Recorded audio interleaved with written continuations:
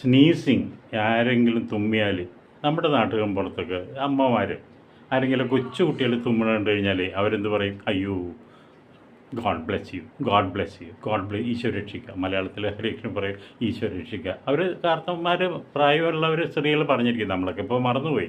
പക്ഷേ അവർ പറയും അയ്യോ ഗോഡ് ബ്ലെസ് യു, കൊച്ചു തുമ്മിയാൽ മതി, അപ്പോൾ പറയും ഗോഡ് ബ്ലെസ് യു.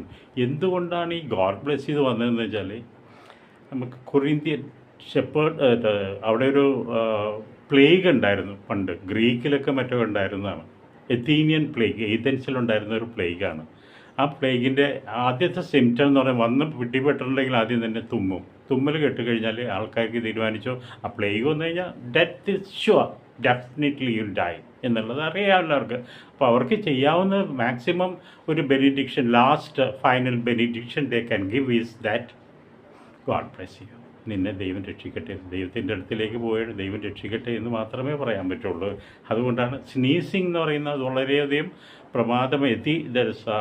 ഏതൻസിലും മറ്റൊക്കെ ഉണ്ടായിരുന്ന ഒരു പ്ലേഗിൻ്റെ ഒരു സിംറ്റമാണ് സ്നീസിങ്. അതുകൊണ്ടാണ് God bless you, God bless U എല്ലാവരും പറയും, എല്ലാ അമ്മമാരും പറയും. പണ്ട് എനിക്കറിയാമായിരുന്നത്. Okay, thank you.